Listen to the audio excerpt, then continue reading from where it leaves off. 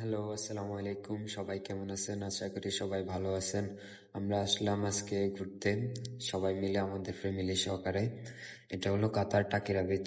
এটাকে আলখোর টাকিরা বিচ নামে পরিচিত।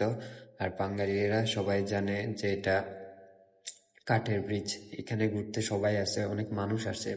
এখন তো ঈদের সময়, তাই এখন সবাই ঘুরতে আসে। আমরা একটু তাড়াতাড়ি চলে গেলাম সকাল 9টার সময়।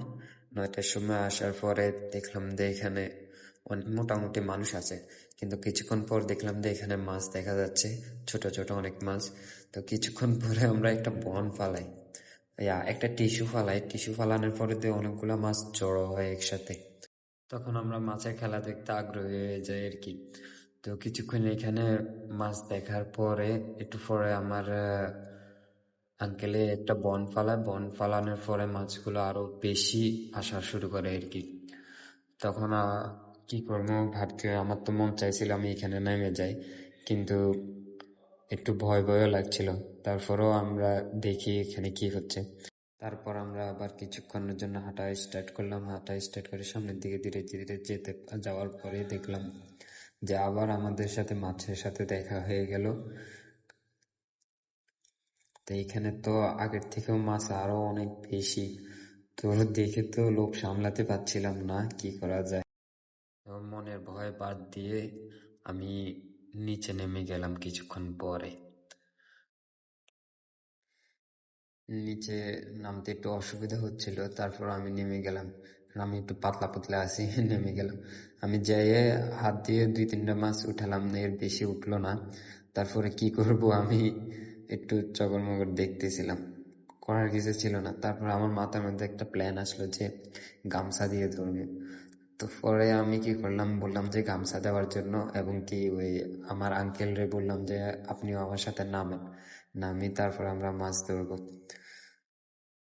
তো আঙ্কেলও আমার সাথে সাথে নামেন। নামার পরে উনি হাতে একটা মাছ ধরছেন, আবার উপরে ফালাইতেছেন আর কি। তো আমরা দুজনে মিলে মানে গামছাটা বেচালাম। এখন দেখি এটা ভিতরে আসতেছে না, কারণ মাছগুলো অনেক চালাক। মাছগুলো আসতেছিল না। তারপরে আমরা কি করলাম যে গামছার মধ্যখানে একটা পাথর দিয়ে দিলাম, আর উপর থেকে বললাম যে ভাইয়াকে একটু রুটি ফালানোর জন্য আর কি। তো রুটি ফালানোর কিছুক্ষণ পরে ধীরে ধীরে দেখলাম যে কিছু মাছ আসতেছে, আর আমরা পিলারের মতন দাঁড়িয়ে মানে গামছা ধরিয়ে আছি, মানে লড়াচড়া করতেছি না, যেন মাছগুলো আসে আর কি ভিতরে। তো কিছুক্ষণ পরে দেখলাম যে কিছু মাছ আসতেছিল, আর উপর থেকে রুটি ফালাইতেছিল। রুটি ফালানোর পর কিছুক্ষণ পর মাছ কিছু আসলো। আমরা মাছ কিছু আসলো, আমরা গামছাটা উপরে তুলে নিলাম। দেখে মোটামুটি ভালোই আসছিল। তারপর আমরা এগুলোকে ছেড়ে দিয়ে আমরা ধরি না, কারণ আমাদের এখানে ফ্রাই করার মতন কিছুই আনি না। আমরা কিছুক্ষণ মজা করার পরে তারপর আমরা চলে যাই চলে যাই আমাদের গন্তব্যের দিকে। তো ধীরে ধীরে আমরা সামনের দিকে উঠাতে থাকি, আশেপাশের চিত্রগুলো তুলে ধরতেছি আর কি। অনেক সুন্দর জায়গা তাই। তো আমার ভিডিও করার মতন কেউ ছিল না। তারপর আমি আমার ভাইয়ের কাছে মোবাইলটা দিয়ে আমি কিছুক্ষণ আমার ভিডিও করার জন্য বলি, ভাইয়া ভিডিও করে। ধীরে ধীরে আমরা সামনের দিকে যাইতেছিলাম। দেখি যে কিছু মানুষ ওইখানে উপরে পাথরের পাহাড়ের উপরে ফটো তুলতেছে। তা আমাদের কিন্তু অনেকটা পথ হাঁটা ছিল আর কি। আমাদের গন্তব্য অনেক দূরে, প্রায় 2 কিলোমিটার মতন হাঁটে যেতে হবে আর কি। তো আমাদের সাথে কিছু সামান সামান ছিল, এগুলোকে নিয়ে নিয়ে যাচ্ছি ধীরে ধীরে। এখানে সামনে আমার তাল তো যাইতেছে গাড়ি একটা নিয়ে। সামনে আবার আঙ্কেল আর বোনের জামাই ছিল।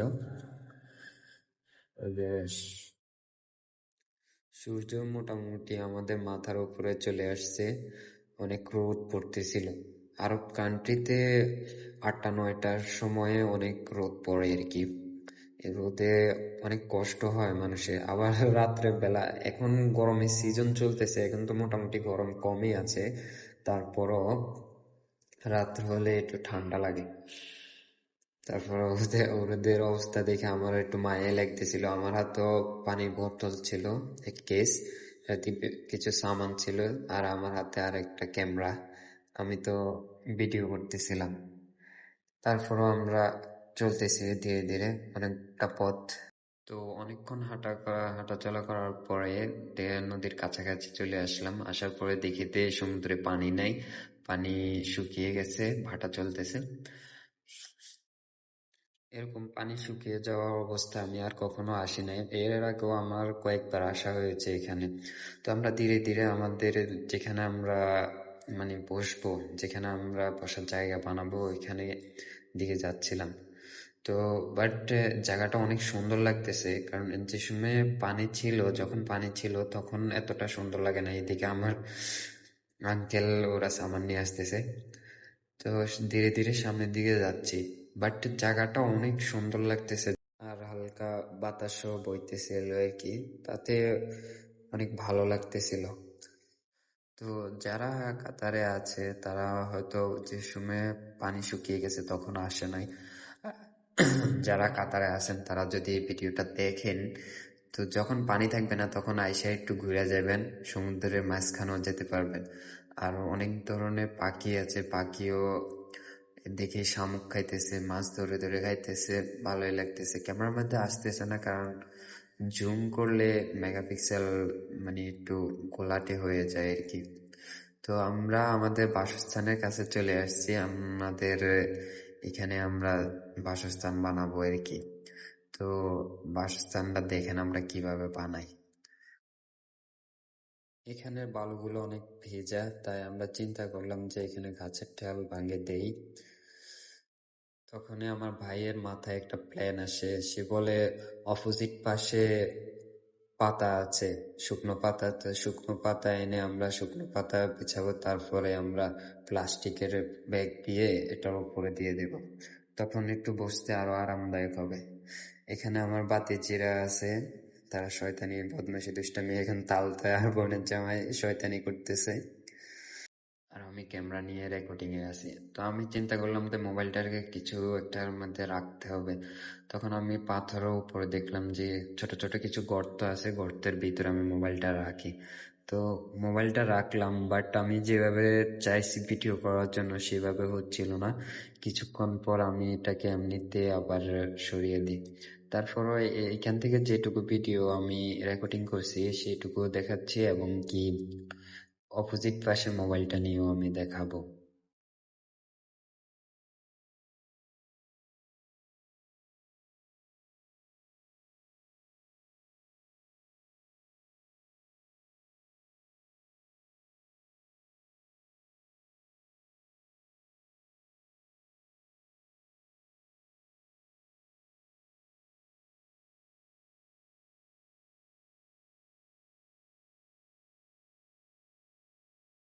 ভাবলাম যে আমার মোবাইলের রেকর্ডিং বরাবর হচ্ছে না, তা আমি কি করে মোবাইলটাকে অন্য জায়গায় নিয়ে আমাদের সামনে ফিট করে দিই। এখানে অনেক লং টাইম ভিডিও শুট হয়, এই কারণে আমি ভিডিওটাকে একটু ফাস্ট মোশন করে দিই। তো আমরা ধীরে ধীরে এখানে কিছু পাতা, শুকনো পাতা এনে ধীরে ধীরে দিতেছিলাম সবাই মিলে। আর আমার ভাতিজি ভাইয়া আমার অনেক শয়তানি করতেছে, তা আমিও কিছুক্ষণ পরে শয়তানি করি, বাট আমারগুলো আমি রেকর্ডিং করি না, এবং কি রেকর্ডিং করার সময় আমার ক্যামেরার কথা মনে ছিল না, ভিডিও করার কথা। এখানে আমার তালতো বোনের জামাই এবং কি আমার আঙ্কেল সহকারে সবাই পাতা আনলো, আনে এখন ওই প্লাস্টিক বিছিয়ে দিচ্ছে। প্লাস্টিক বিছিয়ে দিয়ে সবাই মানে ধীরে ধীরে আমাদের জায়গাটাকে আমরা মানে পরিপাটি করতেছি, যাতে আমাদের বসতে সুবিধা হয়, এবং কি আমাদের যে মাঠটা আছে এটা যাতে ভিজে না যায়। তো সবাই মিলে একসাথে কাজ করতেছি, এবং কি আমি তো কাজ করতেছি দেখতেছি। আমি একটু আবার আলসিয়া, আমি একটু সহজ সহজ কাজগুলো আমি খুঁজি, যেগুলো আমার জন্য সহজ হবে। সবাইকে আমি ফাঁকি দিয়ে চলি। আমার চাল সবাই বুঝতে পারে না, তা আমি এইভাবে একটু কাজ করি না। আর আমার আঙ্কেলে একটা বোতল পাইছিল, পায়ে এটা বারবার দেখাইতেছিল, এটা নিয়ে তারা মজা করতেছে। মনে করছি যে এখানে কাজ অল্প হবে, বাট এখানে তো অনেক কাজ করা লাগতেছে, মানে সবগুলা সুন্দর মতো করে ফিটিং করা, ইয়া করা। আমি এটা খুলতে পারতেছিলাম না, পরে আমার ভাই এসে আমাকে হেল্প করলো। তো আরো কিছু পাতা দরকার পরে পরে আমরা গিয়ে আবার পাতা আনি, পাতা এনে তো বাচ্চাদের এটা ঠিক করি। ঠিক করার পরে তারপর আমরা এটাকে ঠিক করে দেই এবং কি আমার ছোট ভাতিজি, এর নাম হচ্ছে নোহা, এটার ভিতরে যায় এবং কি দুষ্টামি স্টার্ট করে। তারপরে আমার বড় ভাতিজি আসে তোহা, সেও দুষ্টামি স্টার্ট করে দেয়।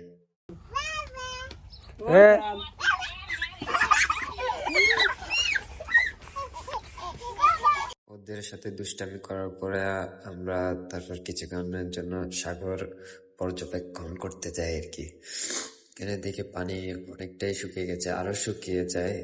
ওই সময়টা আমি রেকর্ডিং করি নাই। তারপরে কিছুক্ষণ সমুদ্র আশেপাশে ঘোরার পরে আমি আবার আমাদের বাসস্থানের কাছে চলে যাই। এসে দেখি যে আমার তালতো এবং কি আমার বোনের জামাই দুজন মিলে বাচ্চাদের পানিতে ভাসার জন্য যে বেলুন গুলা কিনেছে সেগুলা হাওয়া দিচ্ছে। এখন হাওয়া দেয় এক পাশে দিয়ে আরেক পাশে দিয়ে বাইর হয়ে যায়, বলে এটা কিভাবে করে, এটা লিক আছে, লিক আছে। কিন্তু ওরা দিয়ে একটা ছিদ্র আছে, এটা মারে নাই, এটার কথা ওদের মনও নাই।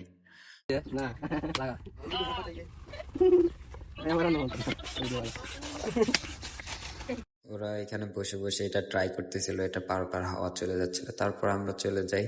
তো সবকিছু কমপ্লিট করার পরে আমি কাওয়া খাইতে যাই। বোতল দিয়ে কাপ বানালাম, কাপ বানিয়ে আমরা কাওয়া খাচ্ছিলাম আর কি।